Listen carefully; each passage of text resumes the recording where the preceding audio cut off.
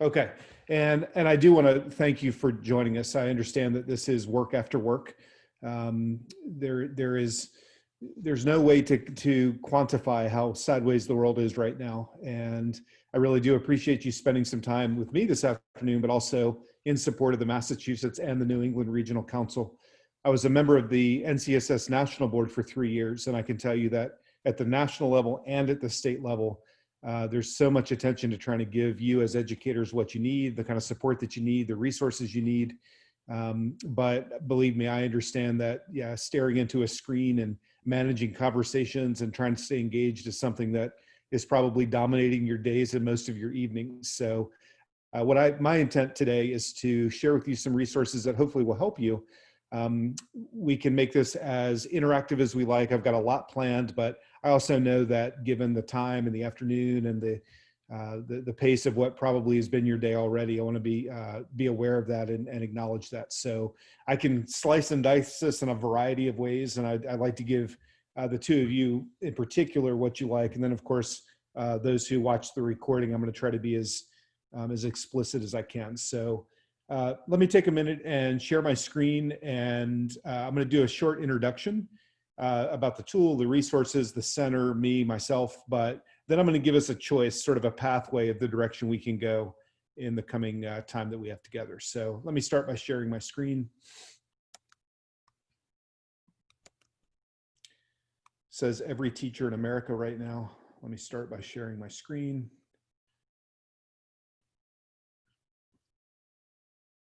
And let me make sure that you see it.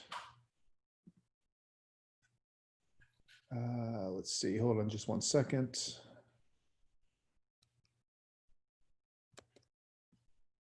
So let me ask you,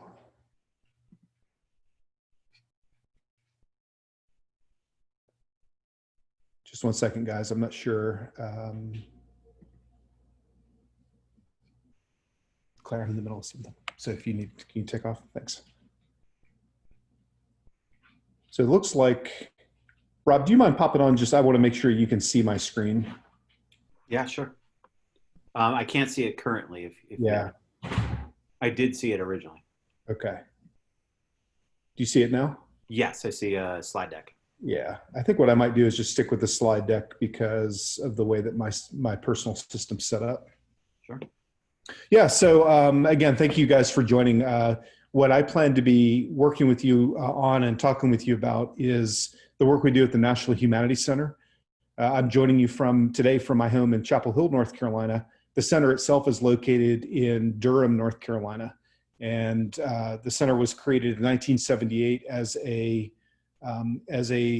right now the only independent and research center in the humanities in the world. So we're a site, we're a place where university professors come on an annual basis. We have an annual fellowship class that, if selected, comes to the center on a daily basis and does their work, creates the scholarship of the humanities. And the center itself is intended to be a place to distribute that and to disseminate that into the world. So my goals for today are really pretty straightforward, although again, I'm going to give you some choices on the directions we can go. I do want to do some introductions. I want to make sure that I know who you are and what you're interested in. I'd like to talk some about open education resources. And I'm going to position this as really two different concepts of OER. One will be the noun. The noun is the material or the resources that will be free and open and accessible to you. The other is the verb. And in some ways, I think that's probably the more sophisticated and frankly, the more efficient way of using OER. That is the process of making, the process of contributing OER. I do want to give you a tour of the Humanities in Class digital library. I appreciate all of you for signing up and registering for a library card. I saw most of your names in the back-end administration this afternoon. And then if we have time and if you have interest, I can walk you through some examples and some activities of the sorts of resources that you find in the digital library. Again, with a small group like this and with likely most of the folks who will be watching this doing it asynchronously, we may decide to maybe just show you that rather than do them. But again, I'm here for you for as long as we're engaged and we're interested in that. And of course, I want to make sure that if you have any questions or if you have any discussion that you'd like to have about any of these topics that we address it. I'm easy to find online. I'm easy to find at the center's website. Please do keep in touch. I'm particularly interested in supporting and working with humanities and social studies educators in New England. We've got a very strong presence in New England at all the states across the New England region. And I would love to be able to continue to work with you directly or your school, your faculty, and your colleagues. So that's the agenda. This will not take 2 hours. This will take as long as we want it to take, as long as it feels good. But please do make sure that we cover the kind of material that you're interested in and that brought you here. So as I mentioned, the National Humanities Center is in North Carolina. We're actually located just miles from 3 major research universities, University of North Carolina in Chapel Hill, Duke University in Durham, and NC State in Raleigh. And the center is frankly, it's a magical place. It's a lovely place of being a laboratory. It's where the humanities are created. And if I describe it as a laboratory, I can tell you that you won't find calipers and Bunsen burners and white lab coats, but what you will find are all the tools of the humanities, words, primary sources, works of art, material objects. And it's really pretty affirming actually to work with historians and scholars and humanists and literary scholars who we all know and who are spending a lot of their expertise trying to create a body of knowledge for the rest of us to help make sense of the world. I can tell you I'm describing that on purpose in sort of ivory tower ways because this is anything but the ivory tower. And what I found in my own work as an educator is that scholars and university professors at all levels and all places at all ranks are incredibly motivated to comment on the world now. If we had had this session 20 years ago, I think many of the professors that I worked with might be characterized as writing or speaking to the other 5 people in the world who specialize in their work. But I'm really pleased to say that scholars, generally speaking, are really interested in commenting on the world, helping us all understand the complicated relationships and natures of the communities we live in. That's not to say that they talk down to or sort of talk in a way that we don't understand. They're very, very interested in being colleagues, in creating innovative approaches to the humanities, and really to position the humanities as something that's necessary for our citizenry.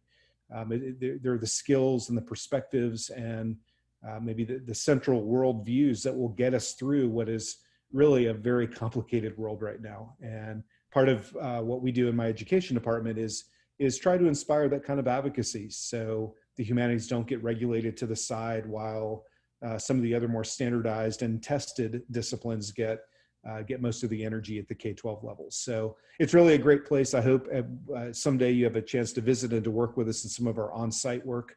But do know that there is a space where you can have direct access to the genesis of much of the work that you're interested in and the conversations that you find the most compelling. Our education department then is intended to create bridges between that scholarly world I just described and the world of the classroom. And I use classroom in a very agnostic way. Certainly a primary focus of ours is the K-12 classroom. I myself was a teacher for 10 years, and there's nothing that I do that's not informed by that decade of working with and standing in front of and around and behind young people. But what we really intend to do is to create a connection so that notion of expertise is acknowledged in both the scholars that we work with as well as the teachers that we work with. And then from that collaboration comes innovative new work, understandings, emerging kinds of instructional materials. In virtually everything we do, we create content.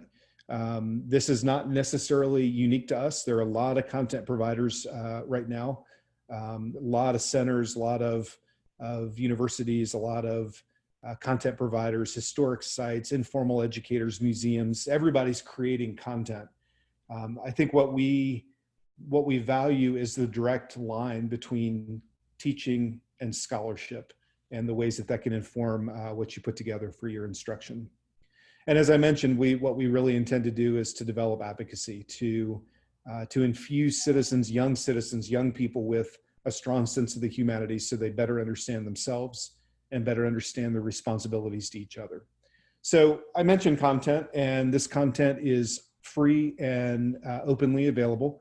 I really want to emphasize that anything I share today or talk about today is free. We're going to talk a little bit more about open education resources and how we've transitioned to the OER platforms, but do know that this is a space in which you're not being bait and switched. You're not going to be sold something from a textbook company or from that beautiful table at the exhibit hall in a face-to-face conference. This is our way as a nonprofit of working directly with educators at all levels. And many of our resources have been created with the direct input from our scholars.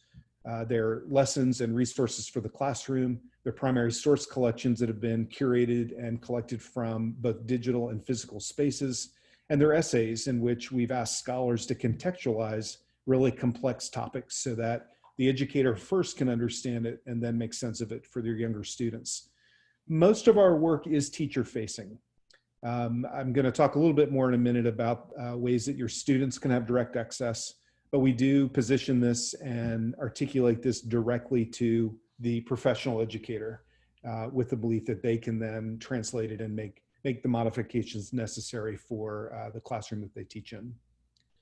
Probably our most direct line between teacher and scholar is our Humanities in Class webinar series.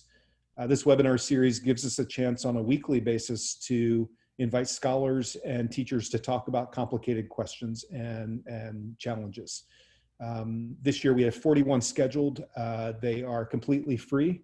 They tend to fill and reach capacity very quickly. And I think it's because we generally try to find classical humanist responses to contemporary questions and issues. Things that are in your curriculum and things you might teach, but more importantly, things that are in the national news, things that your students are asking about, conversations that you're having at lunch or in the hallway if you weren't in a virtual environment, and ways to really try to make sense of this world that we're living in.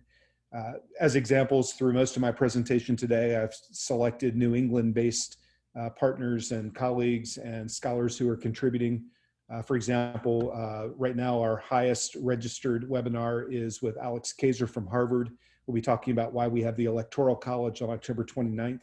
Later this semester, we'll be working with Ann Knowles from University of Maine on how GIS and mapping technologies have helped us understand the Holocaust better. Early next year, or I'm sorry, the date on Elizabeth Lou Williams actually should be in December. Beth Lou Williams' session will be on Chinese exclusion and Chinese immigration. And then towards the end of the year, next spring, we'll be working with Heather Cox Richardson from BC on her project, Letters to an American. So in all of these cases, these webinars are chances for teachers to talk directly with scholars. The scholars pull together pre-readings and bibliographies and also create a PowerPoint that they contribute and make available. And we always record these so that teachers and students can go back later and listen to an expert explanation of, again, topics that we all are struggling to understand. Take a look at our webinar series page. Please sign up for as many as you like. It's always nice to have a group of teachers from literally all over the country and oftentimes from outside of the country. Right now we're averaging somewhere around 280, maybe 300 attendees per session. But there is robust conversation, and there are many chances to ask questions and to learn from the scholar, as well as to interact with teachers who are in the room from other places. And if those topics are particularly interesting, then we also have a series of online courses. These courses give you a chance to dive a little bit more deeply into these topics. And so we've selected topics and developed courses with scholarly input that address these complicated topics. Again, take a look at our website. The online courses are generally about 5 weeks long. They require about 4 to 5 hours of work per week. It's definitely a blend of synchronous and asynchronous content, although largely asynchronous. It's not self-paced though, because we do have live instructors and we do have a lot of interaction between colleagues and between participants. Both of these digital activities, by the way, do earn professional development credit that is acknowledged by the state of Massachusetts. We are a content provider for Massachusetts. So the webinars earn you 5 hours, the online courses earn 35 hours. And again, we'd love to have you, either of you, all of you who are watching this recording, sign up and join us in these conversations. I wanted to give you a sense of the center and the ways that we're approaching this connection between scholarship and teaching and pedagogy. And now I want to talk very directly about ways that we're doing that with the OER platform. And I think this is, you know, as the primary resource that I was hoping to share today, and we'll be introducing you to, this is where we really want to invite you to be a part of this process, as opposed to just getting things online and then using them in your teaching. Of course, I'm going to talk and sort of move through my PowerPoint as it's designed, but if you have any questions at all, please do unmute yourself, or if you type something in the chat box, I might not see it immediately, so just go ahead and interrupt me and we'll make sure that we address that, that question. So let's talk about OER. Let's talk about the ways that all of what I just shared, which is process-created content for teaching, how it can really be accessed and made available in your classroom and really can support what is either a face-to-face or a virtual teaching environment. I suspect that what I'm about to share is equally valuable, whether you're online or in person. And much of what I share can be applied to either context, but the reality is most of us are primarily thinking about virtual learning right now. And so I'm gonna likely talk mostly in those terms. And, but I want you to understand that any of this can be applied in a face-to-face environment as well. So I want to talk a little bit about OER and what it is and ways that the Humanities in Class digital library can help you with your teaching in particular. So I'm going to take a minute, otherwise it feels like I'm a disc jockey. And I do want to find out just how right now you get the resources that you use. You're building lessons, you're building online courses perhaps, you're certainly building virtual classes, or you're working in some kind of hybrid and blended model. Where do you mostly find your resources when you search for them? And if you don't mind, I'm actually going to ask you to respond to that, not hypothetically, but tell me, where do you get your stuff?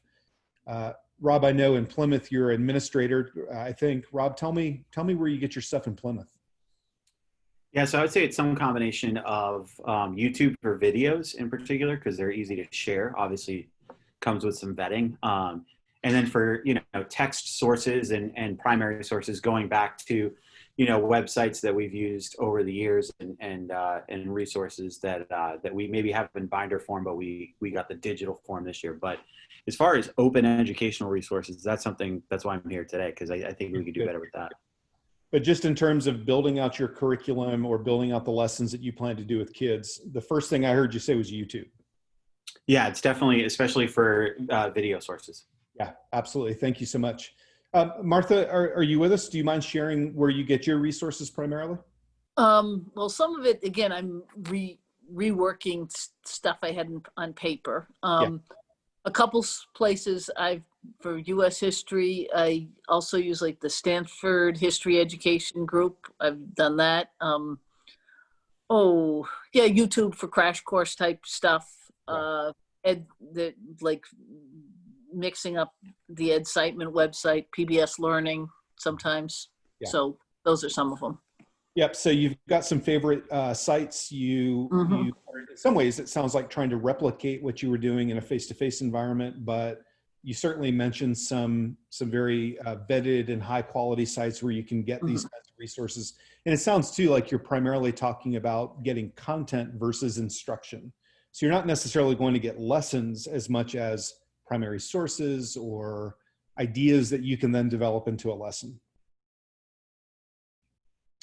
Brenda, how about you? Do you mind sharing where you get your resources primarily? Hi, sure. I'm a K-12 humanities coordinator in Attleboro, and I'm new to this position, so that's why I'm here, trying to learn as much as I can and as quickly as I possibly can. We get our resources from a variety of places. We're working with a few nonprofits right now, one through Harvard. It's called the Democratic Knowledge Project, and they've been really helping us out. We also have keyed into iCivics which is another open source, you know, place for resources. We have textbooks that our teachers use. And then in our younger middle school grades, I know they use like Scholastic News and Time Magazine and things like that. And ReadWorks and Newsella, we have a subscription to. So, and then we're actually, we have something called Myon News, which has like current events and things like that. So we could use all the open sources we can get, and we're, you know, in the process right now of trying to build our curriculum and do a better job of what we're giving our students. Yeah, that's great. Thank you for sharing all that. And I think one common theme I've heard from Rob, Martha, and Brenda is that there's this sort of harvesting of things that are located all over the place. You know, there's the stuff you're getting, but then there's the organizing and putting it in a place that everybody can have access to. So it's more than bookmarks on your laptop. It's more than a file cabinet full of papers. It's going out and finding and doing the research it takes to find credible, vetted, free and open material. But then once you have it, then comes the other piece, which is to instructionally build it into something that is organized and makes sense according to your curriculum. Thank you all three for sharing that. Gorman, you're here. I think you're still here. Gorman, would you like to share with us your answer to the question? Yeah, sure. I mean, it's ditto, ditto, ditto. Everyone seems to have, like, you know, it's very similar to us in Braintree. We try to incorporate more resources from the U.S. Library of Congress and the National Archives. You know, trying to go into, you know, the public domain, because, you know, as we're, you know, pushing out, you know, materials online, there's this other, you know, component of, you know, copyright. So, you know, we figured at least with public domain, there's no question about, oh, can we publish this on our sites and so forth. But the Library of Congress has this great resource called Docs Teach, where you're actually being able to not just look at primary source materials, but they've actually had teacher created activities using those primary source, which is pretty awesome. I think one of the more challenging, what was more challenging is when you're looking at world history, particularly ancient world history and geography, finding those kinds of resources for those particular curriculum. Seems like, you know, U.S. history, it's pretty, you know, it's plentiful. You know, you can find a lot of materials, resources, but when we look at world history, it's a little bit more of a challenge. I think there's this only one database called, I think it's WDL.org, which is kind of like images, that a search image for world history. But yeah, I mean, open source books are basically what we initially search. Fantastic. Thank you for sharing that. And I'm pleased by what all of you have said, because I think much of what I share today are going to address not only the goals that you've described, but also I think will echo a lot of what you're already looking for and finding. So I think hopefully you'll find this to be an exciting connection between what you're attempting to do and being successful at, but also some gaps that you might be facing. Okay, so let's talk then about open education resources. OER is nothing new necessarily. OER as a concept has been around for 15 years or so. I particularly like this quote about OER as a way to describe it. But I in particular like the image that I've attached to this quote. So quickly, this quote says, "Curriculum is in the midst of a sea change. The days of expensive closed curriculum are numbered. What's emerging will not only save districts and universities money, it will tap into the collective expertise of teachers across the country. In 5 years, we will say, hey, do you remember when we used to buy expensive textbooks that didn't let you adjust to your students' needs? It'll be like saying, hey, do you remember when you had to put film in your camera?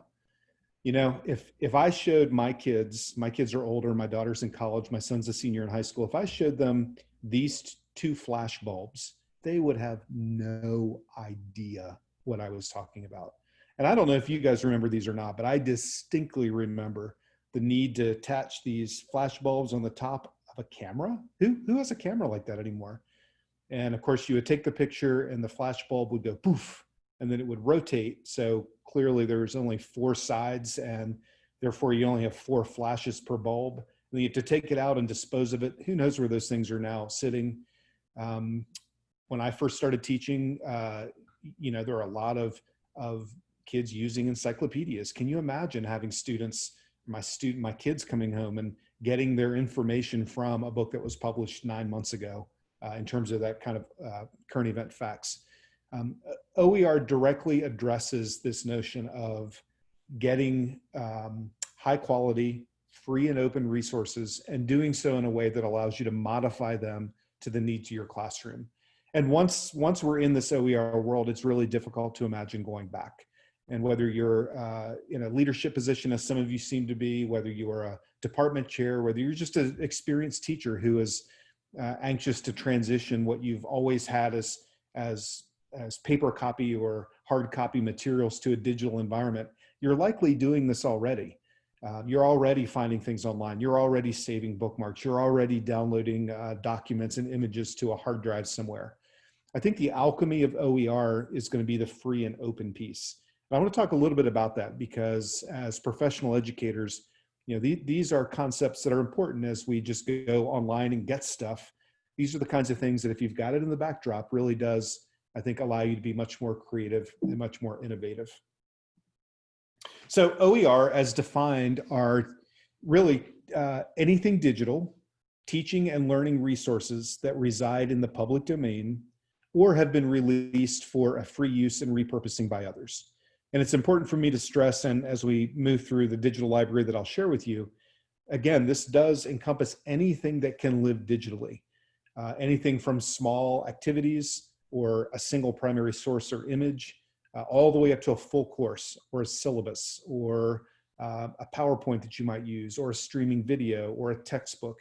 Anything that lives natively in a digital format is considered free and open is defined as OER. And there are really 5 permissions, 5 ways that you can use OER. Again, imagine coming across or discovering a resource, a primary source, an essay, a lesson. There are 5 different steps that allow this to be full OER. Likely you're already using some materials that don't move through this entire sequence of steps. You might have some that you can use, but you don't have copyright for. You can use, but you can't change. You can use, but you can't print. Having all 5 of these is what makes a particular asset deemed OER. So you can, first of all, retain it. You can make and own copies.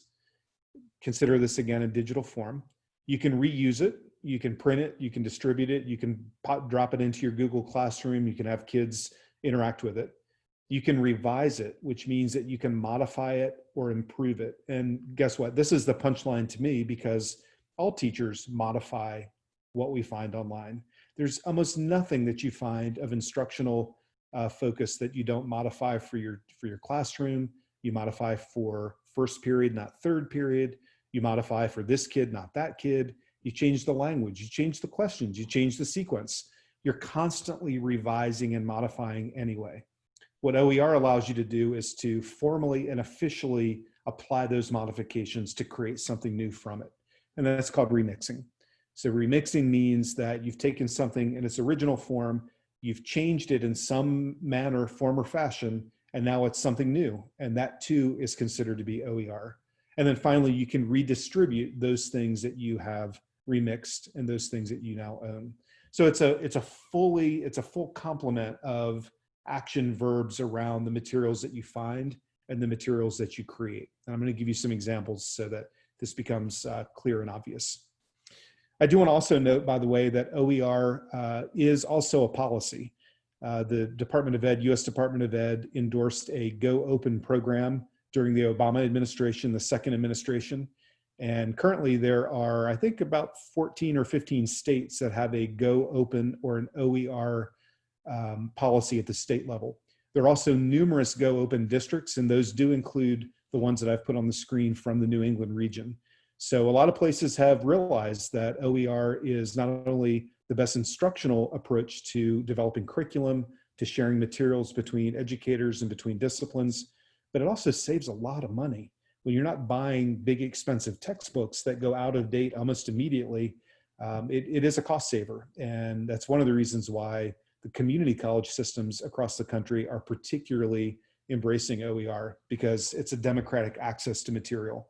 Kids who can't afford to buy the textbook can't do well in the course. And so OER is also a way to counteract and move against the increasing cost of content. Gorman mentioned this notion of copyright, and here's where I think a lot of online materials really hit a challenge, and that is worrying about whether you have copyright access. Legally, ethically, and instructionally, OER and open is a legal framework for sharing. This OER gives you permission and full confidence and faith that you can use the material however you want in your teaching practice. And I think in terms of copyright, that's a really important thing for educators to keep in mind. In terms of the Creative Commons license that everything I'll share with you today follows, we tend to stick to the bottom two Creative Commons license primarily. I'm going to explain more of this in the context of some resources I share with you, but quickly let me say that as you move from the upper left-hand quadrant, what I'll call number one, the fully open Creative Commons license means that, again, you have full access to do anything at all. The share alike or the SA license allows you to share it, but that's it. You can give it away. The NC or non-commercial license you will find on some of the materials in the digital library that I'll show you. And that's because we don't want folks to sign up and then strip out all the great material and sell it anywhere.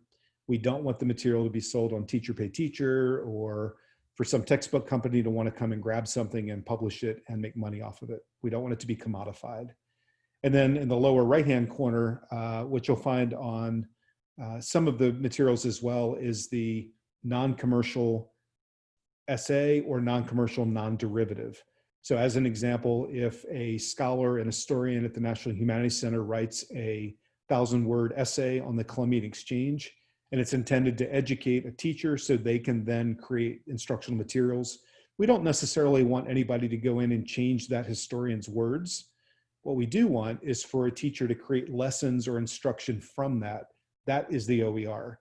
But if you ever see non-derivative or ND, it means that you can have at it, but you can't change the actual text of the essay that you found. You'll find that likely on a lot of images. I'm sure Gorman mentioned Library of Congress, Smithsonian, et cetera. They don't want you to go in and use Photoshop and change the images, but they do want to give you permission to use those images instructionally any way that you see to be relevant and to be important. So that's sort of the Creative Commons backbone of the digital library. I do want to spend some time now actually introducing you to the library.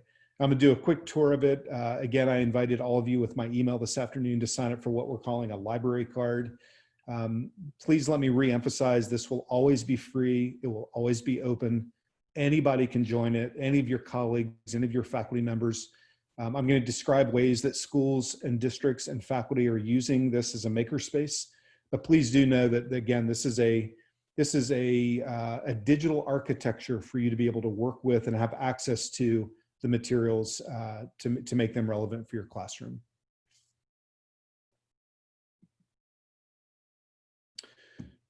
So the primary function, and what I will demonstrate in a moment, is that the digital library is intended to give you a chance to access materials. All of the National Humanities Center work is located in the digital library now.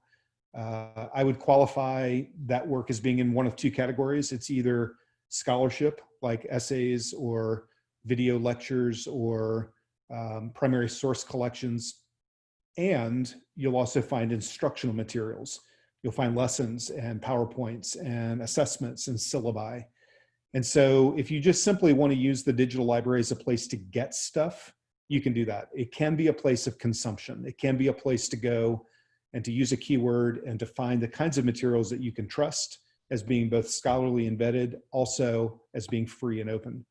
Let me warn you, and I mean warn in sort of a fun way, this is not Google. It's not intended to be. You won't find all things for all people, but you will find some really interesting and cross-disciplinary work that you likely won't find other places. And in particular, I believe, Gorman, you were talking about world history and sort of global studies kinds of materials. We have a lot of that sort of material. And that's because scholars spend time developing and creating that material. We also, I should say, have right now about 75 content provider partners who are also contributing materials to the library. And that includes many of the organizations that you've already mentioned as places you go. Places like iCivics or the Library of Congress or the Massachusetts Historical Society. And when you go in and use the library, you'll be able to cross-reference and cross-discover materials from all of our organizations simultaneously. So as an example, if you go in, and again, I'm going to do this live in a moment, if you were to type in social media, you might find a recording of a webinar that was recently published between myself and Darren Linville from Clemson University on the ways that social media was used to spread disinformation in the 2016 election. You might also find materials from Ed Siteman and the ways that the Civil War also had a viral media component to it. You might also find materials from the Library of Congress about ways that media literacy is an important function to teach at all levels. All of these materials are cross-referenced. Again, I'm going to walk you through this in a moment, but please know that anything you find is there for you to use. And I'd like to spend a lot of time today showing you how to use that in a technical way. I'm really pleased that we have so many content providers contributing, because what it does, I think, is it develops a landscape of materials.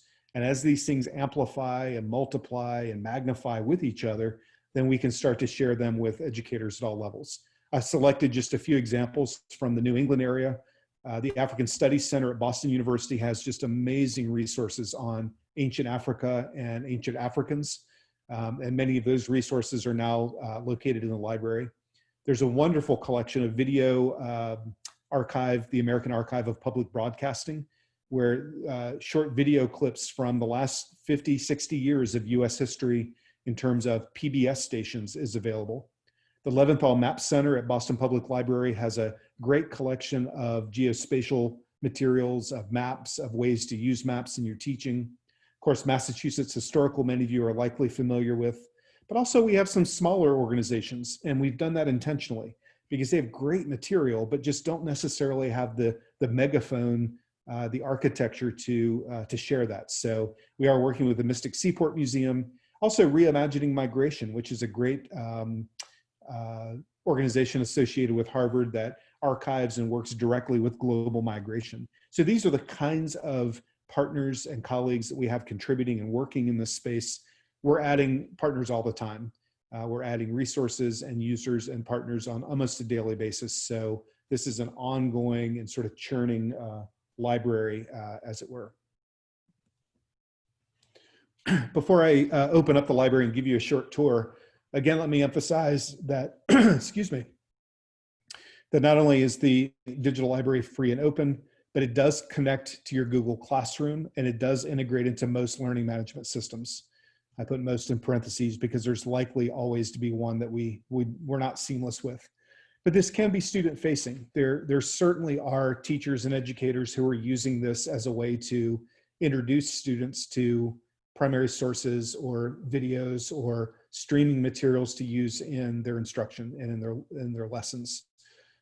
In particular, I think our webinar recordings, which all have been segmented so they're topical in 8 and 10-minute chunks.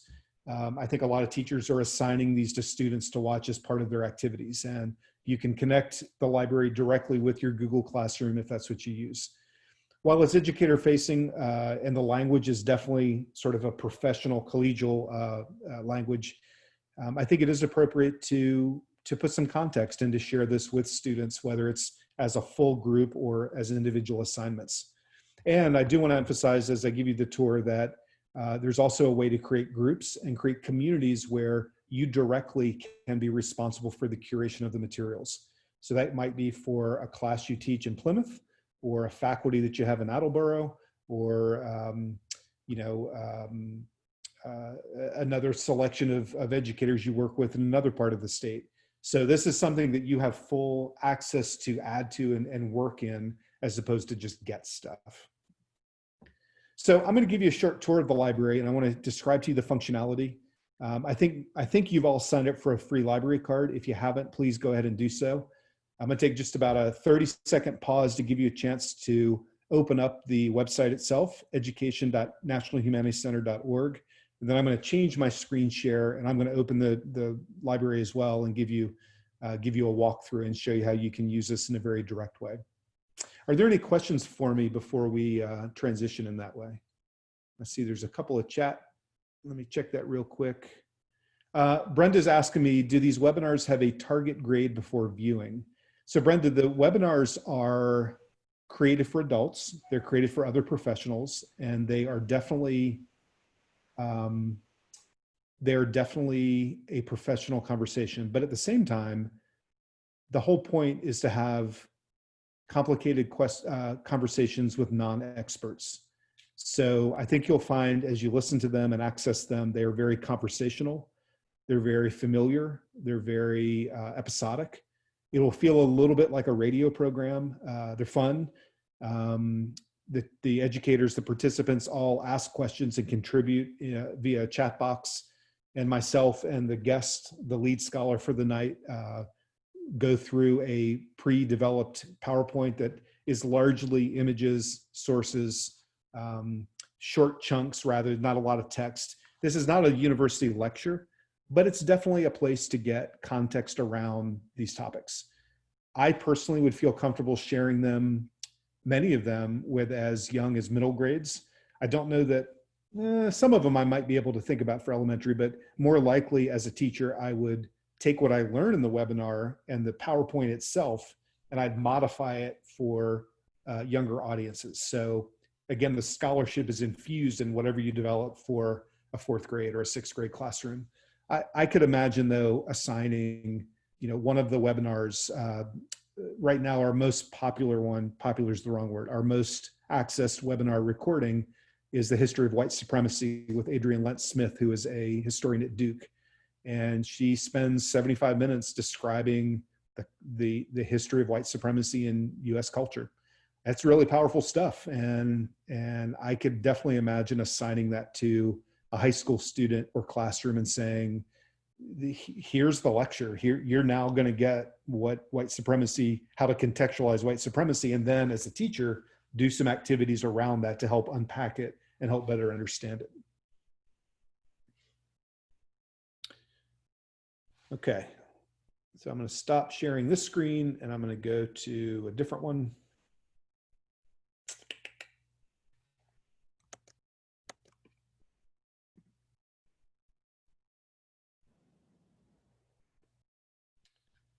And pardon me, I need to also,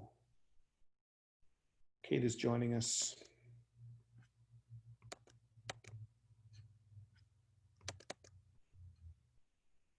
Hey there, Kate. Thanks for joining. I appreciated the email you sent too, by the way. I know you were arriving a little bit later. Okay, so hey, Rob, do me a favor if you don't mind. I always get a little bit OCD about this. Just give me a thumbs up if you can see my screen. I can, yep. Good, thanks so much. Okay, thank you for joining us. We've talked for about 50 minutes or so about OER and about the ways that OER can be used in your classroom. I have recorded this session, so I'm going to just keep moving forward, and then I'll make sure you get a link to the recording and you can catch up on the early part. So this is what we're calling the National Humanities Center Humanities in Class Digital Library. This is a closed library in the sense that you do have to have a library card in order to enter it.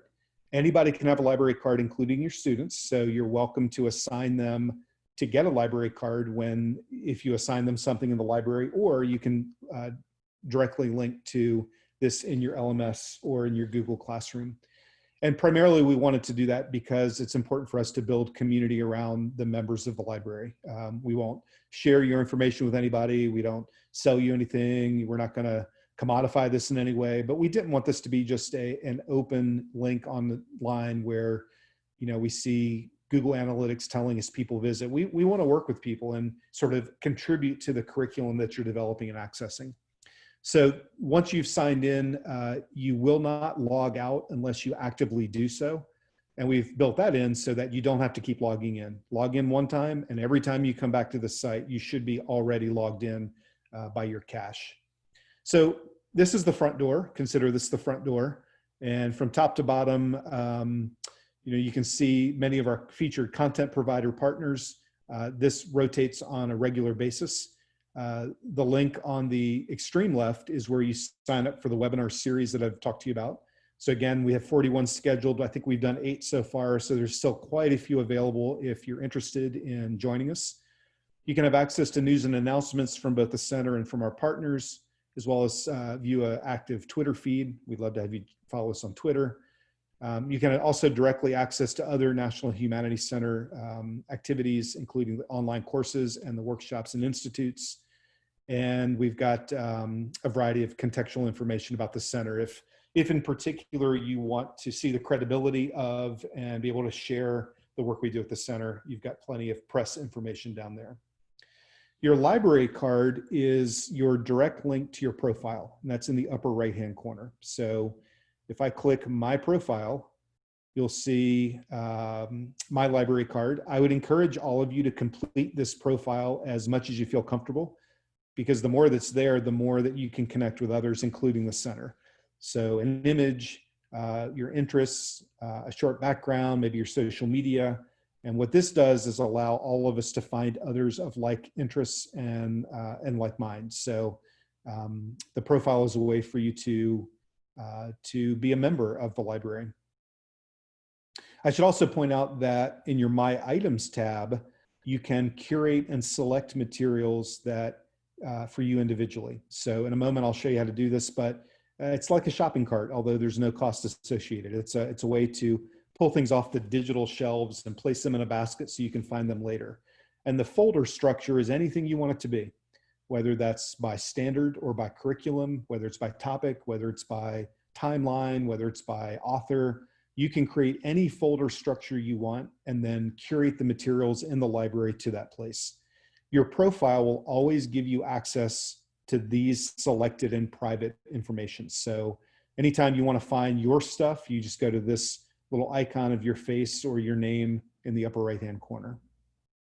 I suspect that most people, at least at the beginning, will use this resource as a place to access information. And that's very appropriate. It's completely appropriate to use this as a card catalog.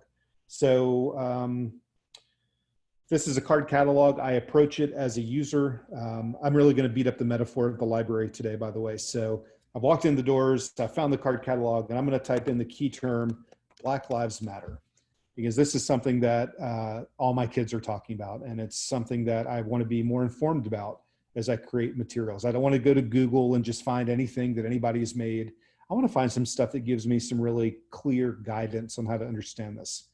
Type in Black Lives Matter. If I wanted, I could select a subject in an education level. When I select search, you'll notice that 11 results come up. Now, that's not that many, I guess, but on the other hand, it is. This isn't Google. This isn't 33 million hits. This is a tightly contained resource bank that you can access scholarship and instruction simultaneously. If this number were larger, if it were, let's say, 150, and it may well be at some point, you can also filter using the filter search functions on the left, and that allows you to really clean up this full search and narrow it down to what you're looking for. And what you'll also notice, I hope, is that of these 11 resources, these cards in the card catalog, you've got some from a variety of organizations: National Humanities Center, New York Historical Society, Rock and Roll Forever Foundation, Ed Citement, Virginia Geographic Alliance. So all the resources in the library are tagged to be cross-discoverable, which allows you to do a lot of interdisciplinary work and also cross-institution work. Again, if you want to get a sense of those organizations, under the Discover tab, you can go to Partners, and you'll see the nearly 75 organizations who are contributing materials on a regular basis. And this is a rolling function. So what may start as 25 will soon be 100, might soon be 200. And we've given each of these organizations permission to add as much as they like and to do it according to the relevance that they think is important. Gorman, I'm going to point you to this page to notice how many world history organizations are a part of this. And I would encourage you to check that out. So you've typed in Black Lives Matter, you found these resources, and in fact, you found the one you want. It's Black Lives Matter in historical context, because you're talking to your kids all the time and they see it as a moment rather than the long view of how we got here. So you select that card. By the way, I don't think the card catalog metaphor works with younger people, but I'm going to assume that we all know what I'm talking about. So you select this card and you pull it out, and in fact, all the metadata is how this becomes cross-discoverable: subject, level, material type, author, provider set, etc. As a user, you can leave a comment that goes directly to the author. You can add a keyword tag that you think is missing that would be more helpful as you search, as others might search for this. You can align this to your standard if you choose. Now, to be truthful, we have not aligned much of this work to standards because we are, to begin with, we're working with a national audience of teachers, both public and independent and college level. But also standards change a lot, and we want this material to sort of hover above the standards. This particular example is a video conversation, a lecture of one of our webinars. It's not designed to apply to standards. It's designed to teach you as a teacher about this topic. You can then add the standards that it might be most relevant in the state and the district you teach in. So I would encourage you to not approach this looking for standards as much as looking for understanding. Again, moving through the resource card, you can connect this to Google Classroom. You can connect it to an LMS.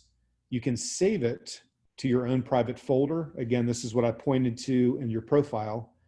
You can evaluate it using both a starred system, and if you want to see it, you select View Resource, and you'll notice that this video opens in an iframe. So the frame at the top means you're still in the library. This is, you know what this is? This is interlibrary loan. You're in the library, but you're getting the resource from the host server, in this case, the National Humanities Center. And when you play it, you're playing a video directly from the National Humanities Center. That's a recording of the webinar that we did last. So all of that is my context and my introduction, and with Uhura Williams on the topic. So that's one way that you can get resources. And there are many, many, many multimedia resources, as well as other kinds of digital assets that you can access and you can find. I think what makes this library, though, more than just a repository, more than just a repository where you go and find something, is that you can also publish here. The add OER function means that any user can also contribute materials to the library.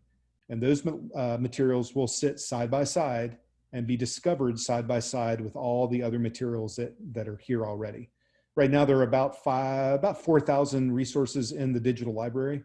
And there's a percentage of those that have been contributed by educators or scholars at all levels.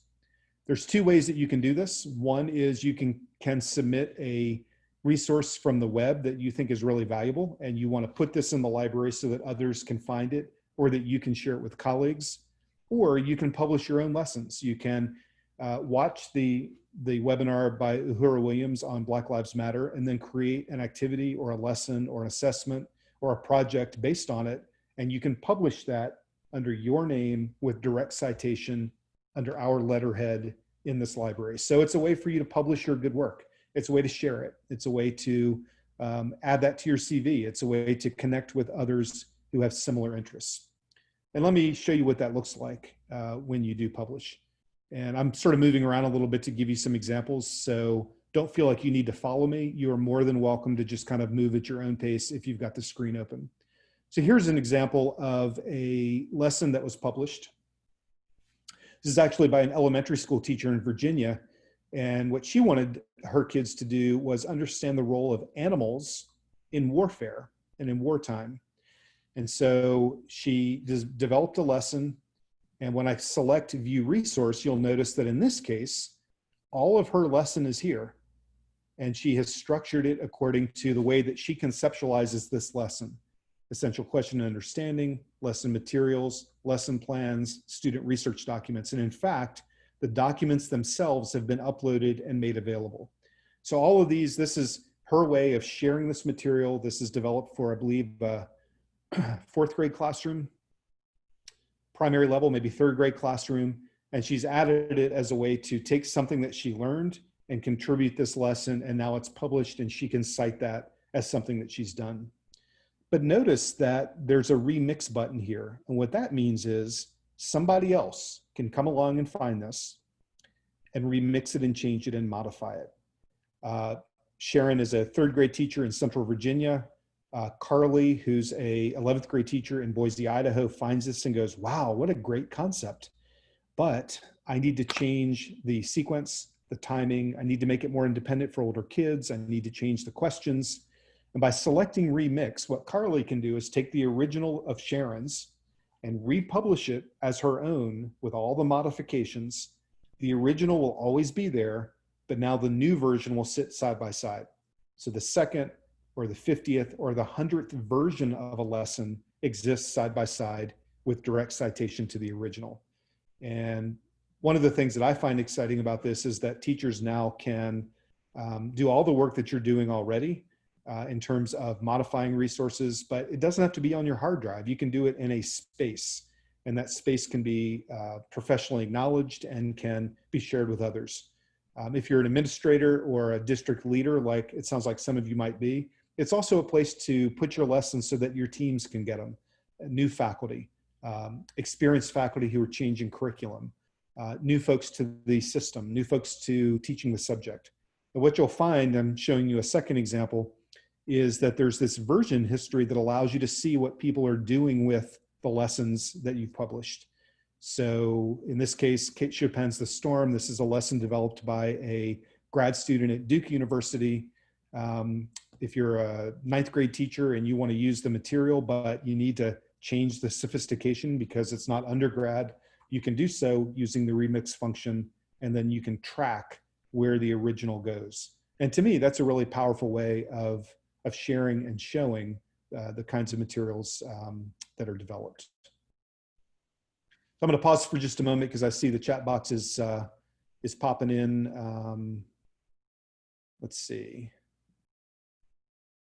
Okay, Gorman's going to step away. Cool. Rob's stepping away. Cool.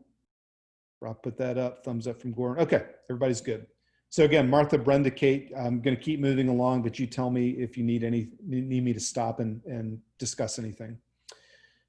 So you can contribute materials, which I think is powerful. The other way that you can contribute or publish materials is by tagging the materials that you're already using, the website you're already using. So let me give you an example.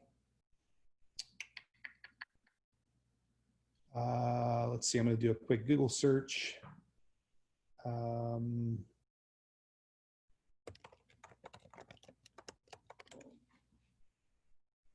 So in this case, the resource itself is not a published lesson, but rather a website that has been contributed by one of the users. And in this case, the website is still in the iframe. You're not actually creating a lesson, but you're just saying, this is a website that I love. I use it all the time. It's great material, and I'm going to put it in the OER framework so that others can find it and others can use it. The last thing that I want to share with you then, and this is a 3-stage piece. The first is consuming, meaning getting materials. The second is producing or publishing materials. The third then is the community, and that's in the group function. Any user can start a group. You're welcome to start a group. Again, this group might be 8th grade teachers in Massachusetts. It might be US history teachers across the country. It might be a world history topic. The way that you conceptualize that can be anything that you like. And while this isn't a learning management system, I think it is, you know what this is? It's a conference room in the library where you can convene people and you can share things with them. They can work in the library and then they can go off and do their own thing. I tend to use this a lot with face-to-face and classes that I teach. For example, do a lot of work with graduate students, PhD students in the humanities. And I tend to structure groups where all the members in that class are all required to join, so they get to know each other. We have discussion threads where I can distribute information and ask questions. And maybe most importantly, I can curate materials and I can place them in a folder structure so that groups are assigned work to work in. And this allows me to keep it all in one place. So we're still accessing the OER library, but we're working in an OER makerspace. If you're interested in the webinar series, as an example, we have a group for the webinar series, and all of the materials that correspond with any of the sessions can be found in this group. So for example, one of our earlier webinars was on defund the police and protest slogans. And if you go to that folder, you'll find not only the webinar resources and a recording of the webinar, but other instructional materials around teaching protest language to students of all ages. So it's intended to be a place to go and find this. Really important for me to emphasize that anything you find here is free and open, meaning you can access it, you can use it, you can download it, you can print it, you can put it in your PowerPoints, you can put it in your classes. We hope that you use this as a makerspace and actually contribute as well. But you know, if you just want to sign up for a library card and just check books out for a while, that's completely appropriate as well. But what we see this becoming is a central place to find all the resources many of you have mentioned already. Our partners are contributing. We're finding ways to broaden the collection. And it's also a place for us to develop exhibits. So using the collections functions, you'll find curated sets of materials that speak to very particular themes and approaches. Teaching about race, place, and social justice, for example, or voting and why it matters. Now you don't have to go and search for everything. You can just go to this collection and see exactly the materials we have, in this case, 104 that speak to teaching about voting and elections. So that's the digital library. I really appreciate you sitting through the tour. And I wonder if you have any questions for me before we start to wrap up. And you're welcome to put them in the chat box, or you're welcome to just unmute yourself and ask me verbally. Andy, this isn't so much a question, but this resource is fabulous, and I can't wait to pass it on to my colleagues back in the district. Brenda, I appreciate you saying so. And we launched this on June the 1st. We right now have about 2,600 members. That number is roughly 55 or 60% K-12 level educators, both independent and public school teachers.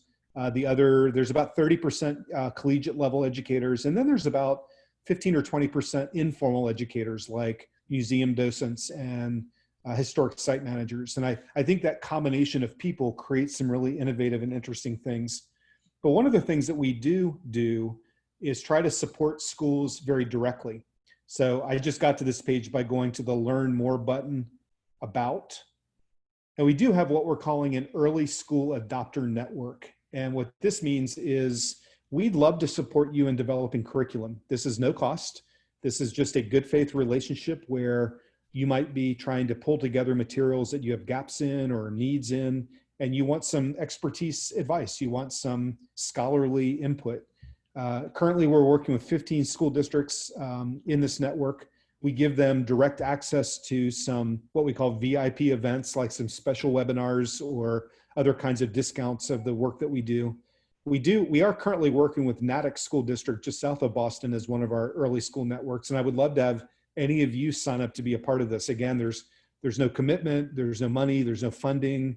It's a way for you to pull together a small cohort of teachers, of your colleagues, to build curriculum using the materials that we've provided. And we'd love to support that and see what you do with it. So if any of you are interested, the Apply to Join button is right there. And again, please do stress with anybody that needs to know that this is a no-cost venture. This is just us agreeing to work together in the support and advancement of humanities education. Any other questions? I'll be signing up. Good. I'd love to have you, Brenda. Yeah, I have a question, Andy. I teach high school. Arrange this semester and next, mostly the first half of U.S. history. And looks like there's an awful lot in here for me to be exploring. How have teachers that have like really gone to town on this, what are some of the things that you've, like 2 or 3 of the coolest things you've seen teachers do with this site? So first of all, let me mix some more metaphors and say, in some ways, this is a big box of puzzle pieces, and there's material, there's sources, it's contextualized, it's credible, it's vetted, it's free. But the alchemy here is when the teacher applies it to something, which I think is what you're asking, like how have people actually used this? And I can think of 2 specific examples that really stand out for me right now. The first is a developing relationship between a rural high school in Central Virginia and a urban high school in New York City. Madison County High School in Virginia, Bank Street School for Children in New York City. And the teachers have created a group in which the students will interact together to discuss and to evaluate sources around big topics in contemporary times. And when I say big, I mean things like social justice, things like race and place, trying to develop ways that the materials themselves can inspire the conversation that's then published as the lessons and the activities. So to me, it's just a lovely way. It's a wonderful way for teachers to be inserting students in this. I think what I'm finding in terms of something that might be a little less immersive, a little less overwhelming than that, is that I'm finding the video recordings of, particularly because of the virtual environment, I think the video recordings are extremely helpful. And I noted quickly that when I asked the question earlier to Rob about where he gets his materials, he said YouTube. So the recordings, there are, I'll do the math real fast, 250 or so webinars we've done. And the recordings of the scholar discussing and explaining in really clear, grounded terms some of these topics, I think teachers are finding super helpful. What we've done is gone through and taken a 75-minute webinar recording and cut it down into sequences of 10 and 12 minutes. So here's one as an example. Kelly Lytle Hernandez is a wonderful historian at UCLA who specializes in immigration. And we took her webinar and we divided it into 4 sections and named them. And I am finding that teachers are assigning these clips to their students to better understand these topics.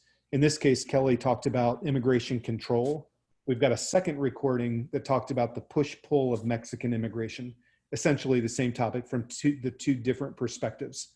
And this was done several years ago when conversations around the wall were really big. And teachers loved being able to ask students to see both sides of the wall. Why is Mexican immigration and displacement really, it's really displacement. That's the punchline, right? It's running from violence. Why is that happening? And then what's the history of the immigration control on the other side? And sort of putting these two guest speakers together to have students really conceptualize this.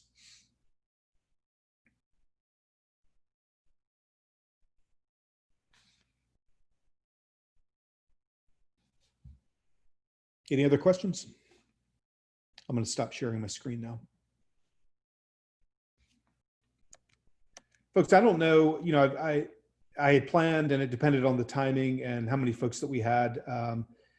We had talked about, I had thought about actually doing some of the activities, and I don't know that that's appropriate for the setting and the format today, but I would encourage you to look through the library. I'd encourage you to reach out and be in touch with me in the center anytime that we can support you.